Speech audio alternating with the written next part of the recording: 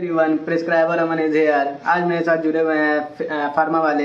Hi guys, आज हम बात करने वाले हैं एक मेडिसिन के ऊपर जिसका नाम है फार्माजिन एसपी। इसका कंपोजिशन 3 टाइप का होता है: डाइक्लोफेनिक पोटेशियम, पैरासीटामोल और सेरापेप्टिडोज। इसका मेन यूज होता है डाइक्लोफेनिक पोटेशियम का कैसे भी दर्द में ये यूज होता है, और पैरासीटामोल का मेनली यूज़ होता है फीवर में, और फीवर के साथ जो पेन होता है बॉडी में उसमें ये यूज़ होता है। और सेरापेप्टिडोज का यूज़ होता है जैसे स्वेलिंग हो गया बॉडी में, मतलब चोट वोट लग गया तो उसके कारण जो स्वेलिंग होता है उसको कम करने में सेरापेप्टिडोज का यूज़ होता है। और ये मेडिसिन कहीं आपको पूरे भारत में कहीं पे भी मेडिसिन स्टोर पे अवेलेबल है। तो अगर आप इस मेडिसिन के बारे में पहले से जानते हो तो कमेंट में ज़रूर बताएं।